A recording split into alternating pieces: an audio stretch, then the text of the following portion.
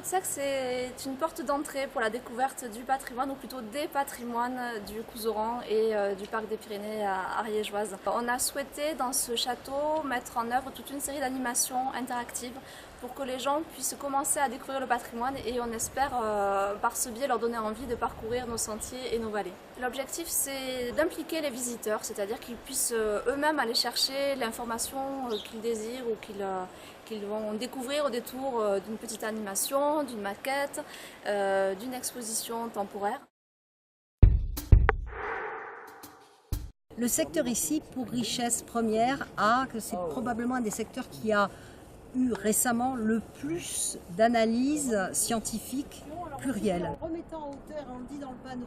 Suivez-nous, et en hauteur, la Maison des Patrimoines, c'est à la fois un espace muséographique, mais c'est aussi tout ce qu'il y a autour, à savoir des sentiers d'interprétation qui permettent de découvrir le patrimoine de la vallée de Pic-de-Sceaux.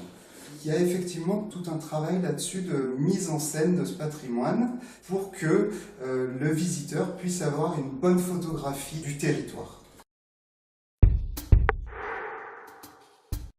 Une trace, une empreinte, elle a une histoire.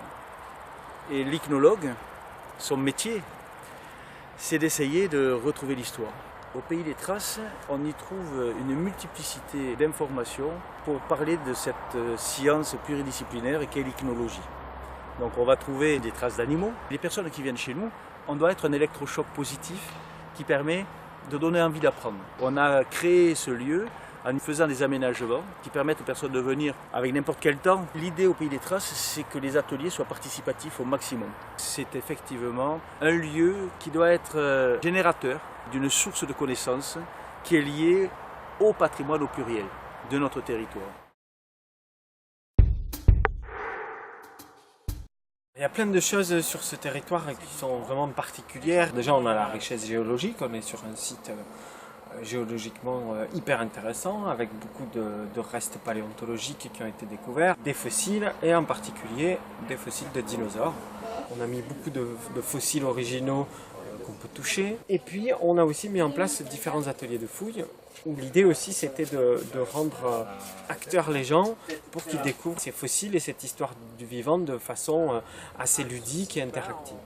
L'idée pour nous, c'était vraiment d'arriver à faire en sorte que le public soit en contact avec cette évolution.